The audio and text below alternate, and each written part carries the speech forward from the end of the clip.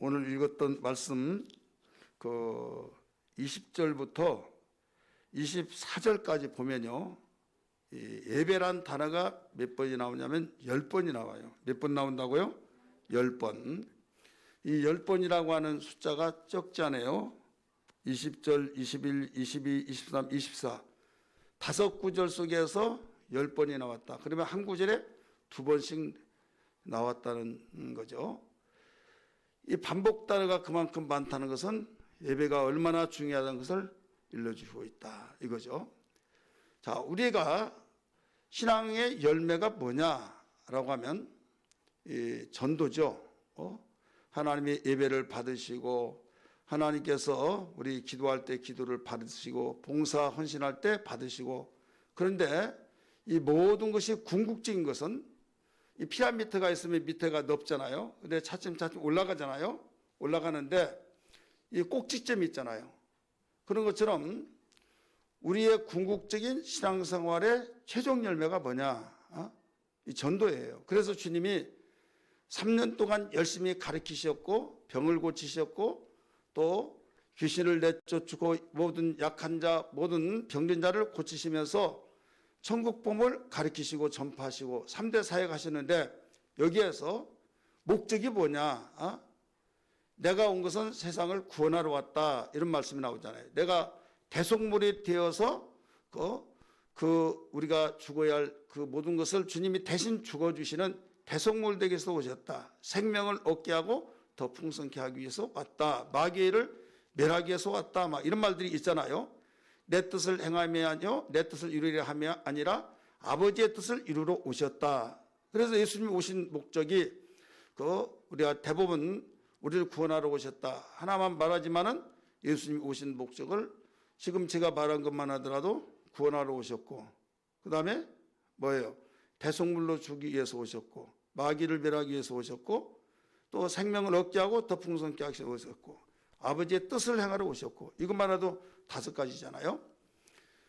그래서 그런 이야기를 많이 하셨는데, 교회 생활이라고 하는 것은 기도도 하고 봉사도 하고 교육도 하고 예배하고, 그러니까 도대체 우리가 그 예배가 예배로 끝나느냐? 우리가 최종적인 그 신앙의 하나님이 열매를 맺기를 원하신데, 요한복음 15장 8절에 보면 너희가 열매를 많이 맺으면 내 아버지께서 영광을 받으실 것이요, 그리고 너희는 내 제자가 되리라, 이렇게 나오거든요. 요한복음 15장 8절에. 그래, 열매를 많이 맺으면 내 아버지께 영광을 받으실 것이요. 그럼 우리를 만드신 목적이 뭘까요? 뭐예요? 영광을 받기 위해서 만드셨고 찬송을 받기 위해서 만드셨다 이거예요. 그런데 아담이 범죄한 이후에 구약성경에서 우리를 만드실 때 영광 받기 위해서 찬송 받기 위해서 만들었다. 그런데 신약에서 에베소서에서 우리를 지으신 것은 선한 일을 하기 위해서 지었다, 이렇게 나와요. 그러니까 거듭나서 예수의 피로 새로 거듭난 새로운 피조물이 되어진 이유는 선한 일을 위해서 지었다. 그러면 선한 일, 우리가 일반적으로 보면 윤리와 도덕적인 선한 일 이렇게 생각하는데, 이 선한 자가 누구밖에 없다고 그랬어요? 하나님 아버지밖에 없다 이거죠. 그래서 선한 일이라고 한 것은 우리가 일반적인 윤리와 도덕적으로 보는 그 선이 아니에요. 생명에 관한 겁니다. 생명에 관한 일을 선한 일이라 라고 가르쳐주고 있어요. 그래서 우리가 수많은 내용들이 많이 성경에 나와 있고, 그 많은 내용들이 있지만 이걸 줄일 때 완전히 줄여서, 많이 이런 말 들었어요. 성경이 이렇게 두껍지만은 한마디로 요약해서 말한다면 무슨 말씀이냐 할 때 요한복음 3장 16절입니다. 이런 말을 많이 들었죠. 요한복음 3장 16절을 넓히고 넓혀서 성경 66권 전체 내용이 되고, 이걸 줄이면 한 구절로 줄이라 하면 요한복음 3장 16절이라 이렇게 말해요. 그러면 예수님이 그렇게 많은 것을 천국을 가르쳤죠. 증거했죠. 병을 고쳤죠. 귀신을 내쫓고. 그런데 예수님이 하늘로 올라가시면서 그 지상 대명령을 하실 때 무슨 명령을 하시느냐? 지금 어떤 사람은 유언이라고도 말합니다. 근데 유언이라기보다는 대명령이에요. 왜? 죽지 않았으니까. 그래서 살아나셔서 40일 동안 계시고 하늘 올라가시면서 대명령을 하시고 올라가셨어요. 근데 그것을 요약해서 한마디로 마태복음에서는 너희는 모든 족속으로 가서 제자를 삼아 아버지와 아들과 성령의 이름으로 침례를 주고 내가 분반 모든 걸 가르쳐 지키게 하라. 그러면서 내가 너희 세상 끝날까지 너희와 항상 함께 있으리라. 이렇게 해서 끝납니다. 그런데 사도행전에서는 뭐라고 나오느냐? 사도행전은 오직 성령이 너에게 임하시면 너희가 권능을 받고 예루살렘과 유대와 사마리아 땅 끝까지 내 증인 되리라 하시니라 하시고 하늘로 올라가셨다. 이렇게 나오잖아요. 그럼 마가복음에서는 마가복음 16장 15절에 너는 온 천하에 다니며 복음을 전파라 하시면서 의심한 자도 있다 책망하시면서 믿는 자에게 이런 표적이 따르니 내 이름으로 귀신을 쫓아내며 새 방언을 말하고 무슨 독을 마시자 해를 받지 않으며 병든 자에게 손을 얹어서 나으리라 하셨어요. 그렇게 해서 하늘로 올라가셨다고 그랬어요. 근데 제자들이 나가서 두루 복음을 전팔세 주께서 함께 역사사, 그게 이제 마지막 20절이에요. 16장. 이런 말씀들을 쭉 볼 때에, 그리고 요한복음 14장 21절에서 23절의 말씀 보면 예수님 부활하신 제자들에게 부활하시고 제자들이 나타나잖아요. 도마에게도 나타나시고 난 뒤에 말씀하세요. 아버지가 나를 보낸 것처럼 나도 너희를 보내노라. 숨을 후 쉬시면서 성령을 받으라. 너희가 네 죄든지 그대로 두면 그대로 있으려니와 누구 죄든지 사하면 사해질 것이라. 이렇게 나오잖아요. 자, 예수님만이 하나님만이 죄를 사는 권세가 있는 걸 믿기 바랍니다. 근데 너희는 지금 그 말씀을 들었던 대상이 누구예요? 지금 제자들이에요. 예수님을 따르는 자들이에요. 그럼 너희는 네 죄든지 사하면 사해질 것이고 그대로 놔두면 그대로 있다. 그럼 누가 죄를 사해 준다는 거예요? 지금 전도하는 사람이 죄를 사해 준다는 거죠. 그러면 전도하는 사람 자작으로 사해 준 것이 아니라 복음을 전하여서 복음을 믿게 될 때 너희들은 죄를 사해 주는 중재적인 역할을 한다 이거죠. 믿음으로 죄사함 받고 믿음으로 구원받고 믿음으로 기도할 때 응답받고 믿음으로 모든 하나님의 약속이 이루어진 걸 믿기 바랍니다. 근데 여기에서 아버지가 나를 보내신 것처럼 나도 너에게 보내노라. 숨을 내쉬면서 성령을 받으라. 너희 너희가 누구의 죄든지 사하면 사해질 것이요 그대로 두면 그대로 있으리라. 그러니까 하나님은 전도를 통하지 아니하고는 어떤 누구의 죄도 해결을 받을 수 없다 이거죠.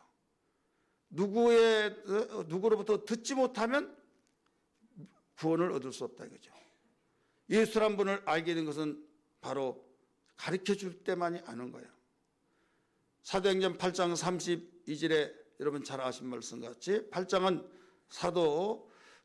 행전 8장은 빌립이라는 집사가 복음을 열심히 전하잖아요. 사마리아에서 복음을 열심히 전할 때 거기에서 안진뱅이가 일어납니다. 귀신이 다 떠나갑니다. 박수부당 시몬이라는 사람이 자기가 하나님인 양 굉장히 높임을 받고 그런데 복음을 듣고 그 모든 미신 책을 다 불태워버리고 침례받고 빌립을 따라다닙니다. 어마어마한 정말 기쁨과 감격과 사도도 아니에요. 집사예요.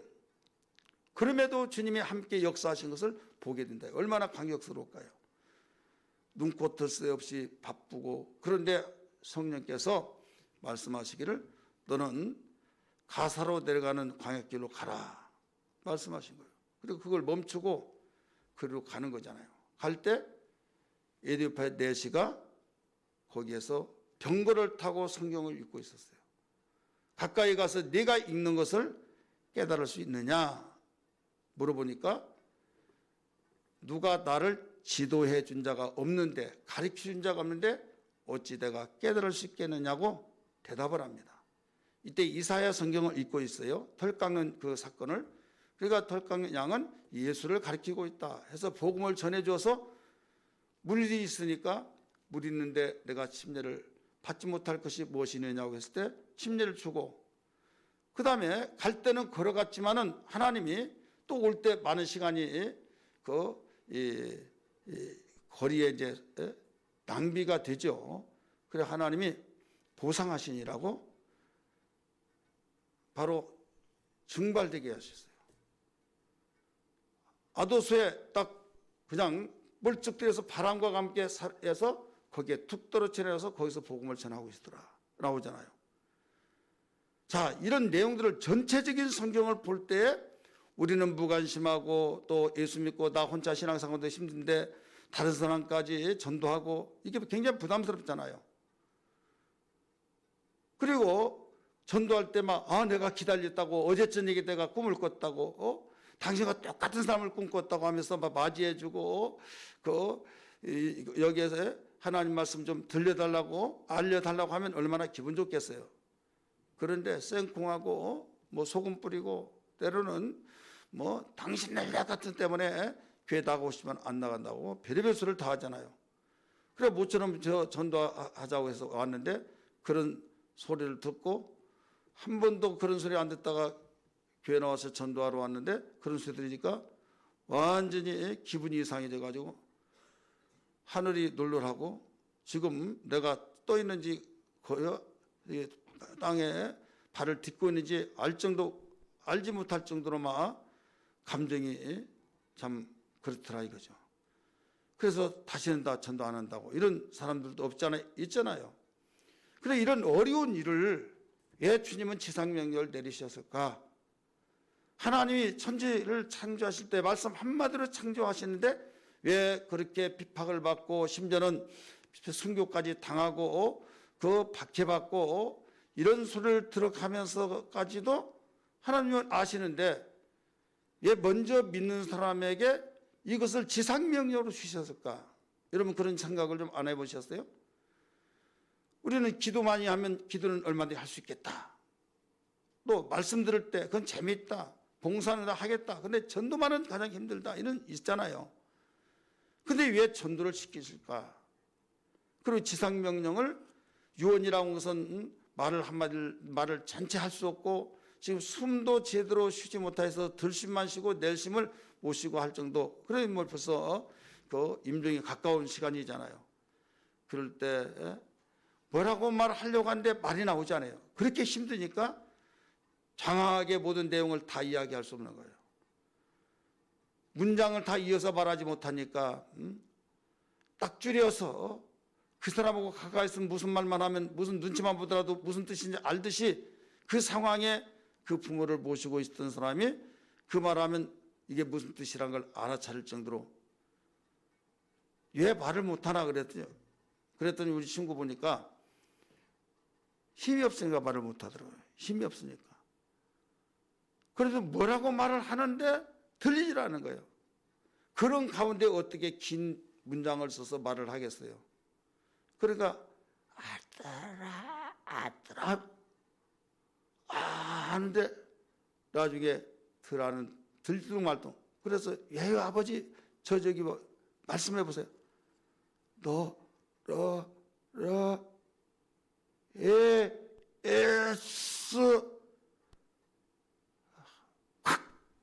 예수 믿으라는 거예요. 근데 믿으란 말을 못하는 게 힘이 없어서 교회에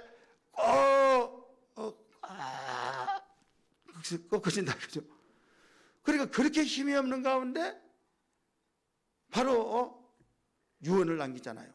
근데 예수님은 지상 명령이죠. 찬란한 영광을 가지고 하늘로 올라가시면서 내가 온 천하의 하나님께서 하늘과 땅의 권세를 내게 주셨으니 내가 너에게 명령한다. 마태복음 28장에서는 그렇게 나와요. 그러니까 아주 과감하게 지상 명령한 것은 그 많은 내용들을 다 말하지 않고 땅끝까지 내 증인되라.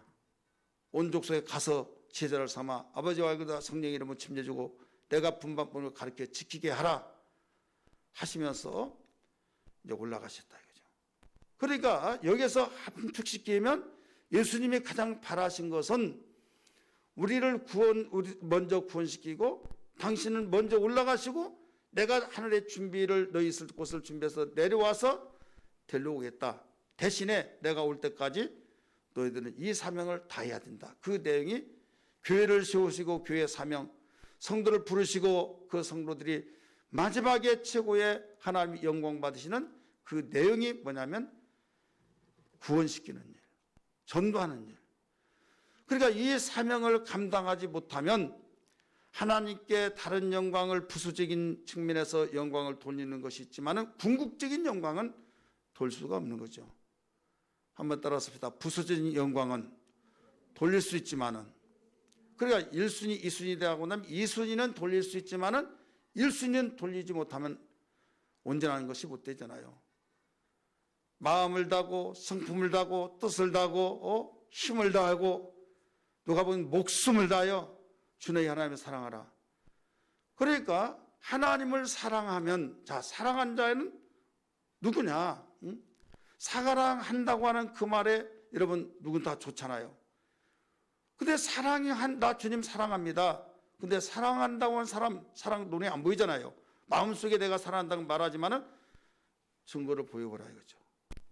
그래서 요한복음 14장 15절에 나를 사랑한다는 나의 계명을 지키는 자다 이렇게 말했어요. 따라서 나를 사랑한 자는 나의 계명을 지키는 자니라.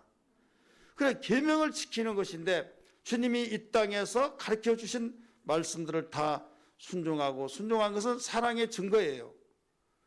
여러분, 우리가 부부간의 사랑도 대인 관계적인 가족 간에 우리가 사회생활하면서 사랑한다고 하는 이 가운데서 사랑하면서 사랑한 만큼 순종이 비례된 것을 믿기 바랍니다.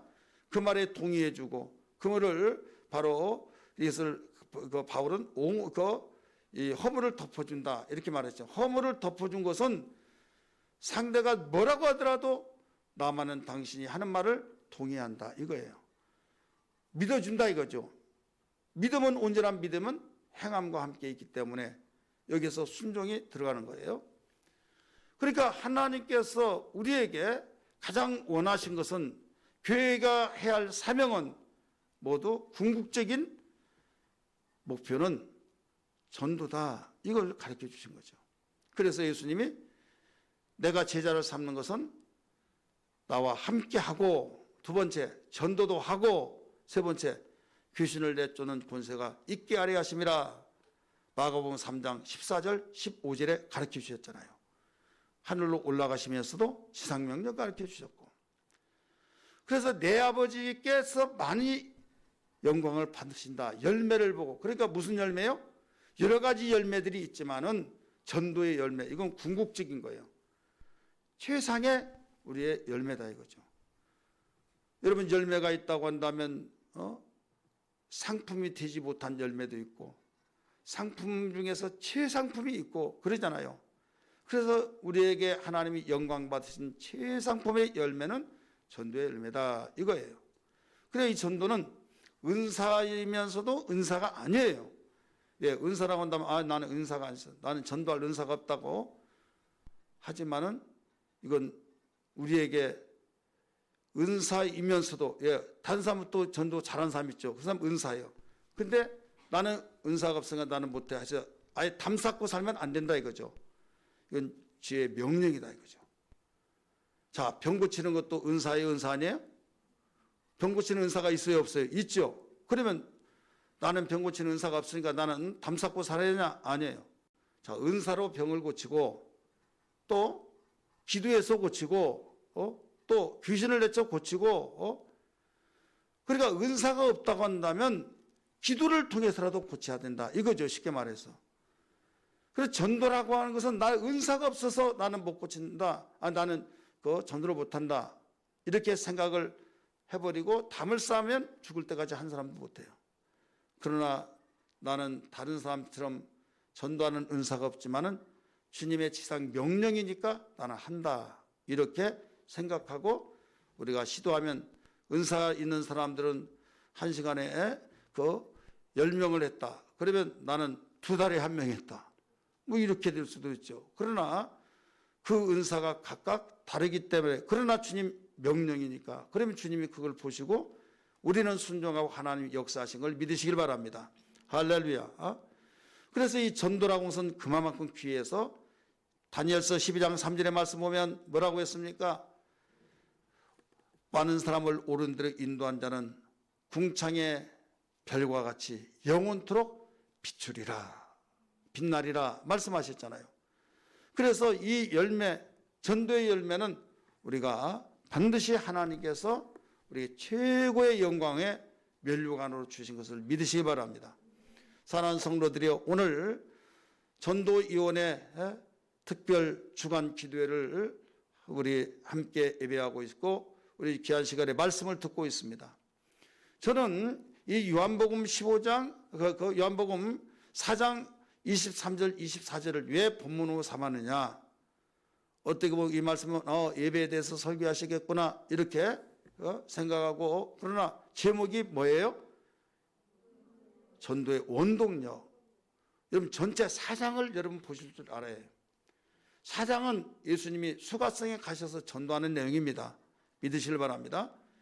예루살렘에서 이제는 가나안 땅 그 갈릴리로 가시는 과정 속에서 여기에 사마리아 성을 지나가면 안 되는 거예요. 예, 유대인들의 전례에 의해서 그거는 더럽다, 국제도시가 돼서 유대인들이 이방인들하고 계론해서 피가 섞여서 그것은 상종하지 않으려고 하는. 그래서 여러분 본문에서 나오잖아요. 당신은 유대인으로서의 어찌 나하고 상종을 하십니까? 이렇게 말했잖아요. 그리로 지나가지 아니하는데 일부러 그리로 지나가신 거예요. 왜? 전도하려고. 그러면서 수가성 여인이 물길로 왔을 때 나에게 물을 좀 달라 하시면서 이 접촉을 갖게 되죠. 그러면 물을 받아 드시면서 내가 주는 물은, 내가 길러온 물은 목말라서도 길러 오지만은 내가 주는 물은 영원히 목마르지 않는다. 그러니까 당신이 우리 조상 야곱보다 큽니까? 야곱의 우물에서 물길로 왔으니까 거기에 물이란 것은요, 이스라엘에게서 물은 얼마나 귀한지 모르죠. 그래서 성경에 보면 소자에게 냉수 한 그릇을 대접할 때 결코 상을 잊지 않는다 그랬죠. 우리나라 입장에서 보면 물 흔한 것이 물인데 하잖아요. 열대지방에서 물 한 모금이 얼마나 귀한지. 그래서 문화적인 차이가 있기 때문에 소자에게 물 한 그릇을 대접하는 것, 냉수 한 그릇을 대접하는 것을 상을 결단코 잊지 않겠다 말씀하신 그 상황을 여러분 이해하시면 됩니다. 그렇다면 여기에서 물길로 온 여인에게 그런 접촉적으로 물을 좀 달라. 지금 목말라서가 아니에요. 그렇게 해서 말을 걸고 이제 시도하기 위해서. 그러면서 내가 마시는 물을 목말라서 또 길러 오지만은 내가 주는 물은 요한복음 4장 14절에 말씀하니까 샘솟듯이 솟아나리라. 샘물이 샘솟듯이 솟아나리라 이런 말씀했잖아요. 그래서 말을 계속 이어나갑니다. 말을 이어나가면서 여인이 이렇게 말해요. 우리 조상들은 이 산에서 하고 당신들은 예루살렘에서 예배를 한다고 하는데 어떻게 어디서 해야만 됩니까? 라고 말하니까 이 산에서도 저 산에서 하는지 아니하고 우리 아버지께 예배해야 된다 이 말씀이 나와요. 그래 전도하는 과정 속에서 예배가 나옵니다. 이 여인에게 예배까지 벌써 가르쳐 주신 거예요 예수님이. 그러면서 10번이라고 하는 단어가 반복적으로 나온다 이거죠.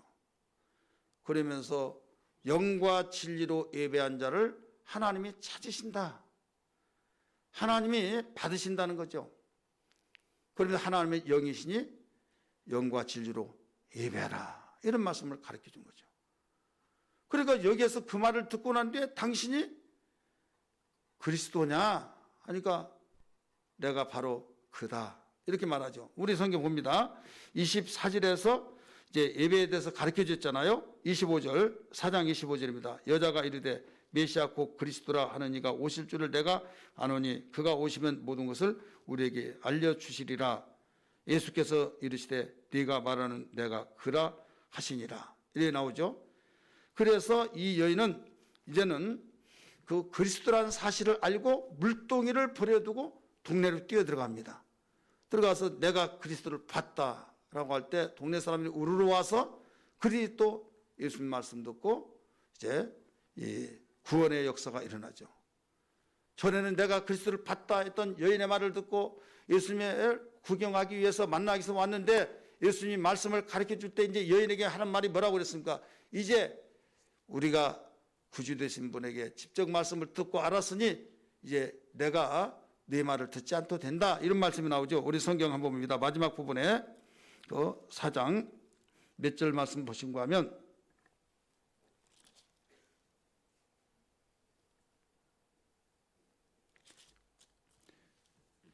41절 말씀 봅니다.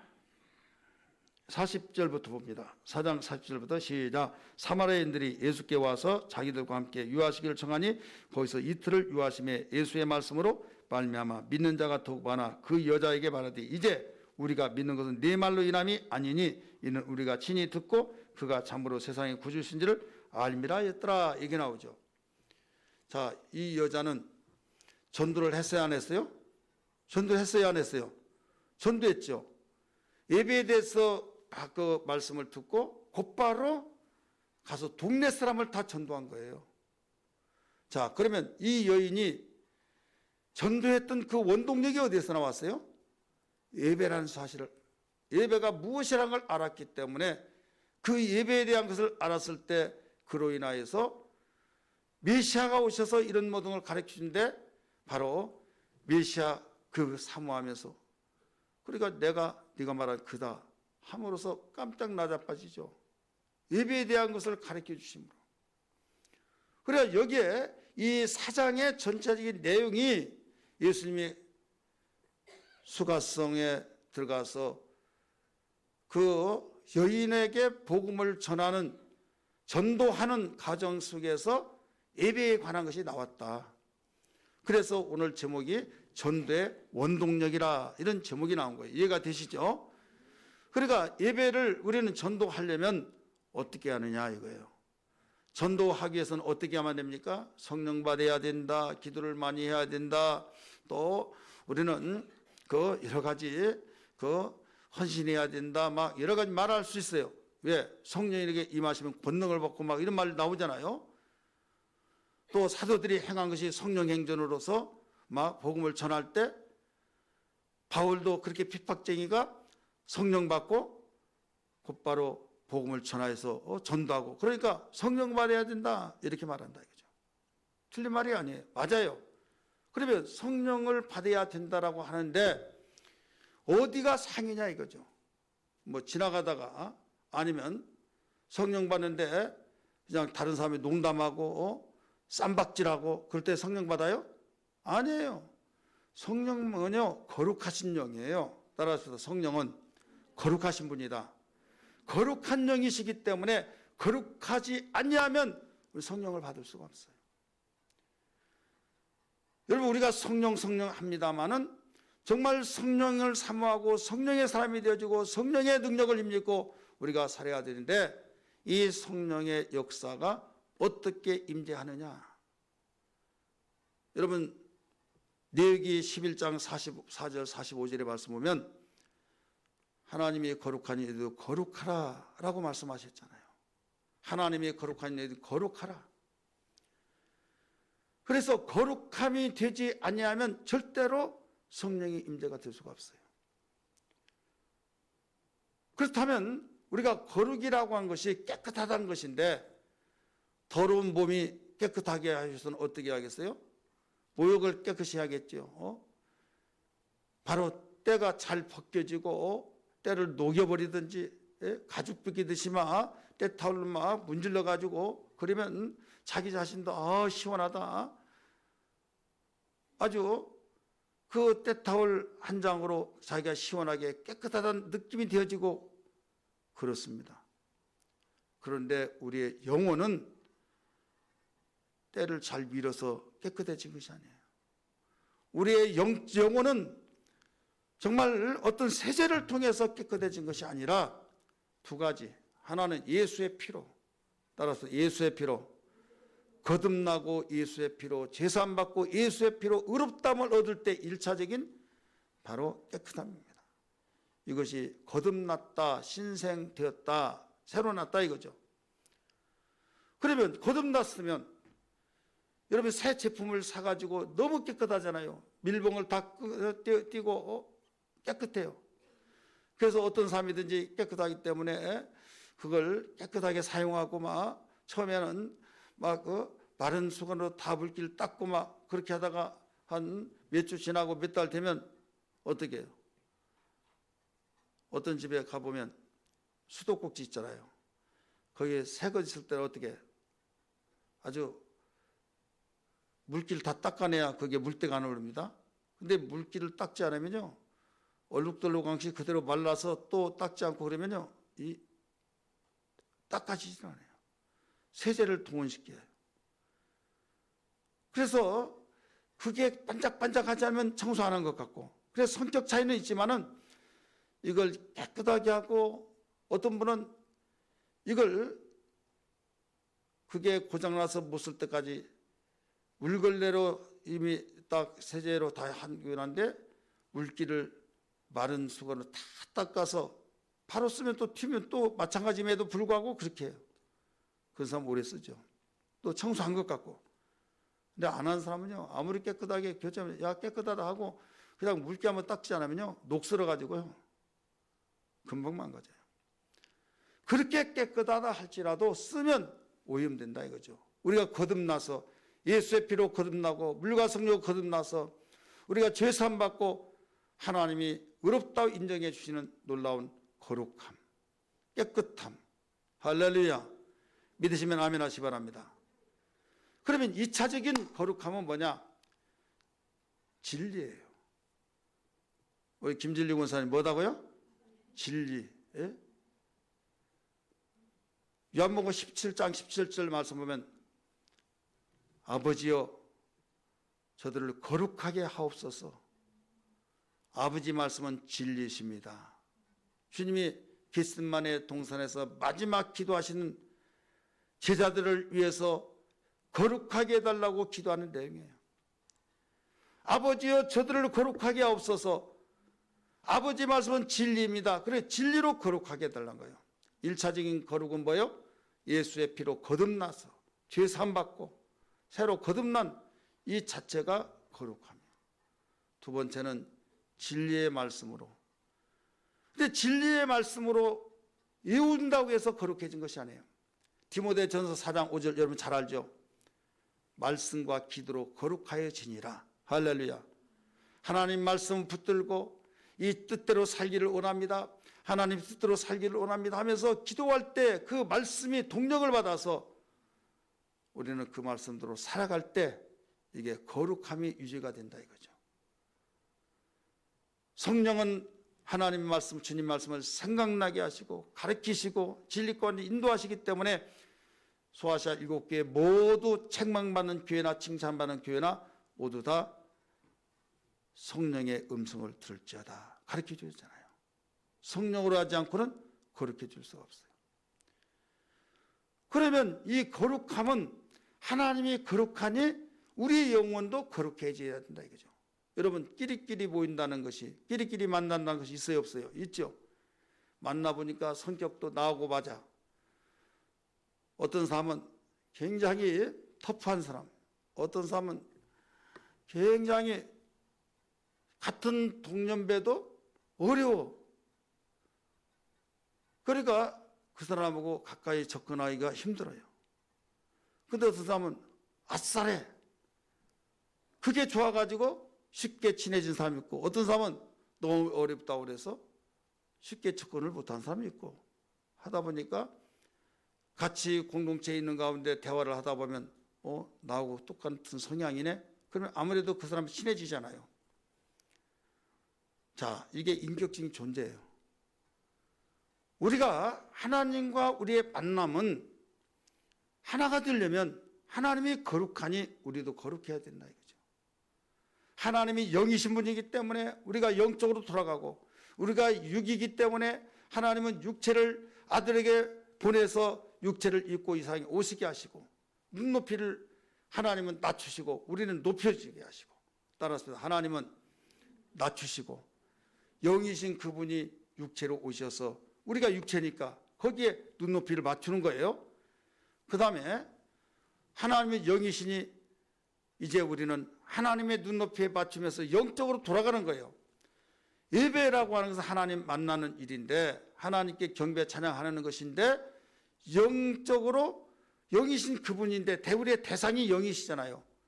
그러니까 하나님께 예배할 때가 원하니 곧 이때라. 하나님은 영이시니 눈에 보이지 않으신 무영성 바로 그 존재가 존재하시지만은 형상도 없고 어떤 보이지도 않고 비물질 무영성이다 이거죠. 그렇기 때문에 우리는 내가 믿는 하나님 그분께 예배할 때 어떤 분이냐? 그분이 바로 영이신 분이다. 그런데 영이신데 진리 가운데 계신다. 진리로. 그래서 영과 진리로 예배할지. 우리 개혁성경에는 그동안 어떻게 읽었어요? 신령과 진정으로. 그래서 원어를 공부한 사람들이 이 번역 잘못됐다고 하면서 계속 그래서 우리는 그냥 개혁성경 성경이 한글로 나오니까 그대로 했는데 지금까지도 거기에 숙달된 사람은 안 고쳐 읽는 사람이 있어요. 고집인지 뭔 모르겠지만 이건 분명히 완전히 다른 겁니다. 신령과 진정으로 영과 진리로 그래서 내가 섬기는 하나님은 영이신데 바로 진리 가운데 진리는 말씀이잖아요. 말씀은 영입니다. 따라서 말씀은 영이시다. 그래서 태초의 말씀이 계시니라. 이 말씀이 하나님과 함께 계셨으니 이 말씀은 곧 하나님이시라. 그래서 말씀이 육신이 되기 전에 영이라 이거죠. 내 말은 영이요 생명이니 살린 것은 영이요 육은 무익하니라. 내가 내게 이름하는 영이요 생명이라 말씀하시잖아요. 그러니까 우리가 섬기는 하나님, 우리가 예배의 대상이신 하나님은 영과 진리라. 이걸 알고 우리는 예배해야 된다 이거죠. 그냥 사람들 만나듯이 그냥 우리가 하나님이 영이신데 내가 환상이 아른거리면 나 하나님 봤다 막 이런 식으로 이상한 사람 되지 말라는 거예요. 하나님은 보려고 생각하지 말고 영이기 때문에 보이지 않지만은 우리가 예배할 때 이 자리에 임재하셔서 근데 뭘로 임재하십니까? 진리 가운데 임재하신다 이거죠. 진리 가운데서 진리를 수레로 삼고 임재하셔서 거기에 함께하기 때문에 설교 시간에 잘 들어야만 됩니다.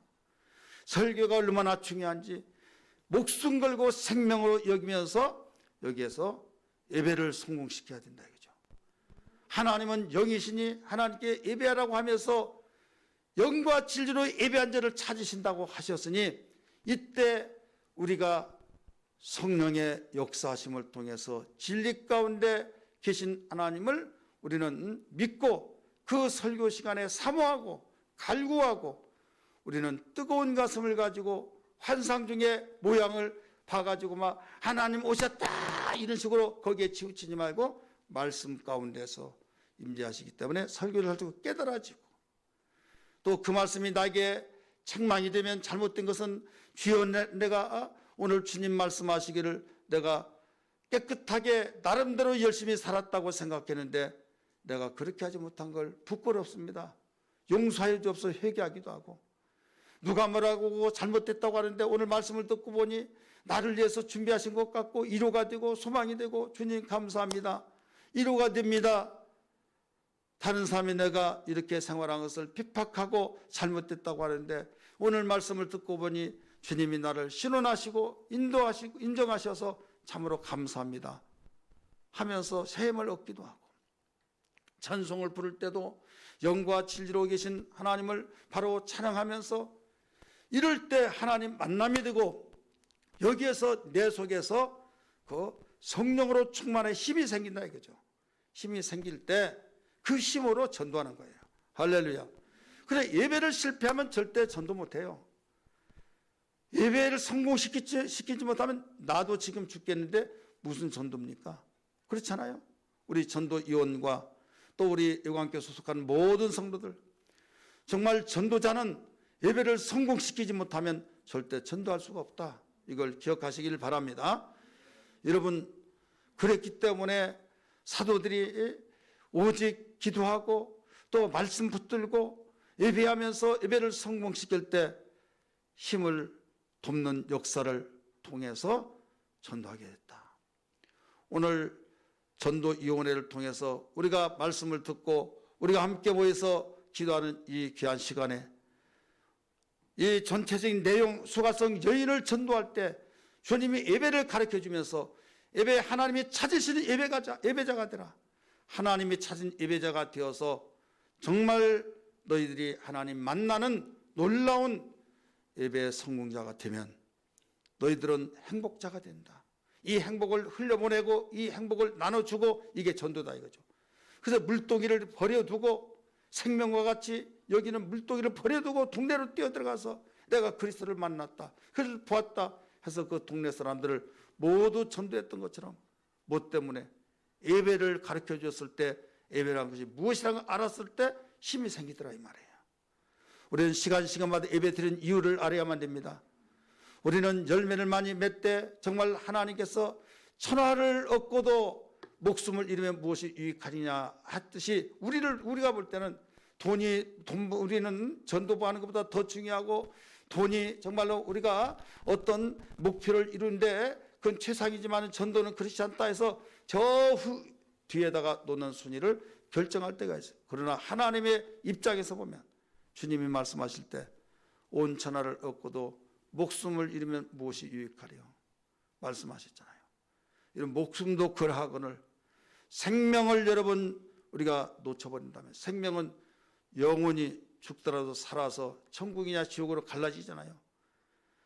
그렇기 때문에 하나님이 바라시는 가장 큰 열매는 전도의 열매다.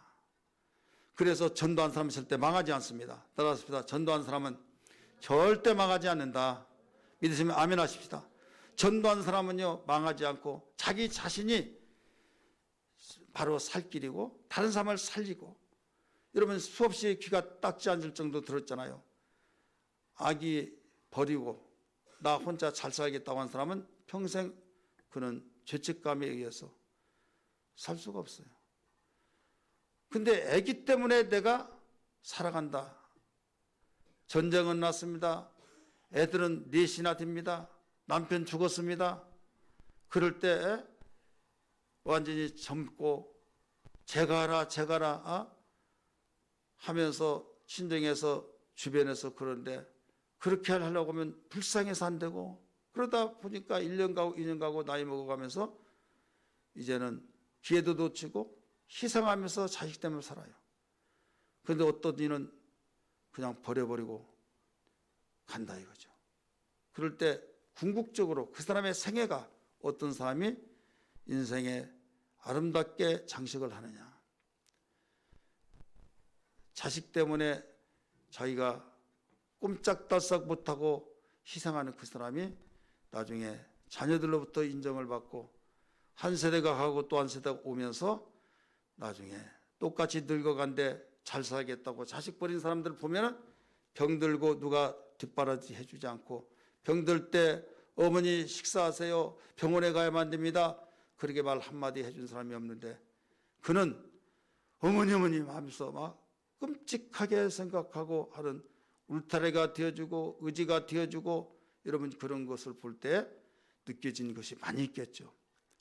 자, 우리는 전도를 하는 사람은 그렇게 힘들지만은 그 영혼이 잘 되게 해서 기도하고 그 영혼을 위해서 애통하고 그 영혼을 위해서 우리 힘을 기울여서 영적 부모와 같이 애통할 때 그 영혼을 살리기 위해서 내가 살게 되더라 이거죠. 따라서 그 영혼을 살리기 위해서 내가 살게 되더라.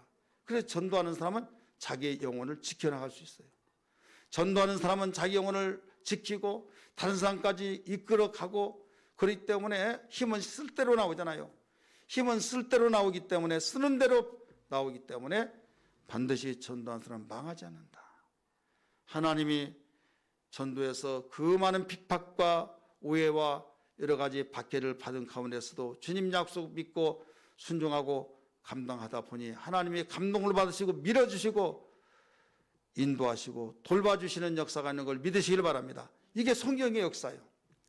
그렇기 때문에 우리의 모든 심혈을 기울여서 정말 구원데이라고 하는 귀한 날을 통해서 우리가 함께 모바일로 또 현장으로 함께 전도하고 그를 위해서 애통하고 기도하면서 내가 시간상 만나지 못하고 함께 동참하지 못했으면 모바일 통해서 다른 사람 문자 많이 하잖아요. 안부 문자도 하고 이 사람들은 문자도 하는데 그 사람의 영혼을 살리는데 내가 전도차 문자 올린다. 그래서 그 사람의 영혼을 기도하고 하나님 나는 가지 못했으나 가지 못하지나 이 문자를 통해서 복음의 편지가 되어서 그 영혼이 구원받는 놀라운 역사가 일어나게 도와주옵소서. 나는 그를 일일이 찾아가서 내가 어떤 말재간이 없어서 또 시간도 없어서 그를 어찌할 수 없지만은 이 마음만 분명히 나도 동참하고 싶습니다 하면서 그 마음을 가지고 문자를 올리고 이게 복음 편지로 나오잖아요. 지금 보내시면 손 들어보세요. 보내시고 있어요? 우리 김영희 권사님은요? 안 보내요? 못 보내요? 안 보내요? 아니 내가 권사님한테 모르는데 옆에 사람 쳐다봐요. 꼭 보내세요. 늦었다고 생각하지 마시고 꼭 보내시고요. 애기도요 나봐야 엄마의 생심정이 여러분 이해할 수 있듯이 애기 낳기 전에는 이론적인 거예요. 이론적인. 애기를 낳아야 진짜 부모의 심정을 알 수 있는 것처럼 전도를 해볼 때 주님의 심정을 알 수 있고 우리가 영혼을 뜨겁게 사랑할 줄 알고 그렇지 않습니까? 그리고 꼭 우리가 이 일을 감당할 수 있는 신앙 되기를 주님으로 축원합니다. 우리가 전도는 어디에서 나온다? 원동력이 예배에서 나온다. 들어갔습니다. 예배에서 나온다. 예배를 그래서 성공시켜야 된다 이거죠. 예배 드릴 때 어떤 일이 있더라도 하나님 받으시는 예배, 하나님이 찾으신 예배자가 될 때 하나님께서는 그 힘 전달하고 주신 거죠. 기쁨과 은혜 충만한 거 나눠주라고. 내가 배고픈데 어떻게 나눠줄 수 있습니까? 하나님 인격적인 분이에요. 너는 먹지 말고 너 굶더라도 나눠주라 줘라. 그게 아니에요. 하나님께 주시고 누리게 하시고 흘려보내는 거예요.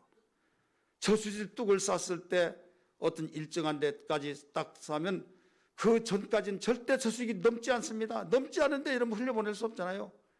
물이 찼을 때에 그 턱을 넘어서 그 뒤로부터 차지 채워진 것은 흘려보내는 거예요. 그래서 전도라고 한 것은 내가 절대로 빈곤하고 내가 힘들어 죽겠는데 전도 안 됩니다. 내가 누리어서 먹고 기쁨과 감격 속에 배가 어느 정도 차야 누구 생각나죠? 그렇겠어요? 안 그렇겠어요? 내가 맛을 보고 이 맛있는 거 내가 사랑하는 누구가 생각나듯이 그래서 그에게 흘려보내는 거예요. 하나님의 인격적인 모지기 때문에 그래서 네 영혼이 잘 때하라. 네가 성령으로 충만하라. 기쁨으로 충만하라. 평안이 있라. 그러면 그 모든 것이 바로 연합해서 하나로 묶어서 말한다면 예배를 성공할 때 이 모든 것을 경험할 수 있어요. 그래서 전도 대상자들에게 흘려보내면서 이 시스템 속에서 여러분 첫 번째 복음 편지 띄우고 두 번째 띄우고 세 번째 매일 보내면서 하나님 이것이 무슨 힘이 있겠습니까마는 모세 지팡이가 능력 있는 것이라 지팡이를 잡는 손길이 능력 있듯이 이 문자를 보낸다고 해서 그 사람이 어떻게 움직이겠습니까마는 그 문자 속에 하나님의 말씀이고 하나님이 일하신 것을 믿사와 보냅니다. 일하여 주옵소서 하면서 애통이 여기면서 나갈 때 천하보다 귀한 영혼이 주께 거듭날 줄 믿습니다. 할렐루야. 그래서 우리는 시간마다 예배할 때 귀찮고 정말로 대충대충이 아니라 사모하는 마음으로 뜨거운 가슴으로 예배를 성공시키려고 움직여 나갈 때 우리는 여기에서 나에게 충만한 기쁨과 하늘의 소망과 감사와 찬양이 나와지면서 이제는 주님을 사랑하고 싶은 뜨거운 마음속에서 그것이 눈에 보이지 않지 않은 주님이 이 소자에게 대접한 것이 영접한 것이 곧 내게 한 것이라 그래서 전도하는 거죠. 이것은 주님이 그대로 일하여 주셔서 체험케 하신 걸 믿으시길 바랍니다. 우리 오른손 불끈 쥐시고 내 평생 전도하여 예배에 성공하여 전도하리라. 시작. 내 평생 예배에 성공하여 전도하리라. 내 평생 예배에 성공하여 전도하리라. 내 평생 예배에 성공하여 전도하리라. 할렐루야. 우리 꼭 예배 드릴 때마다 예배 성공시키기를 주의 이름으로 축원합니다. 그래서 흘려보낼 수 있는 전도까지 이어져 나가기를 주의 이름으로 축원합니다. 오늘 제목이 뭐라고 그랬어요? 전도의 원동력. 이 전체적인 배경 속에서도 전도하기 위해서 주님이 접근하셨던 수가성 여인에게 예배를 가르쳐주고 그랬더니 그 예배란 건 무엇이나 알았기 때문에 동네 가서 전도했던 거, 이 모든 내용이 이 내용입니다. 오늘 찬송 부르고 기도할 때 주의 성령이 함께하기를 주의 이름으로 축복합니다.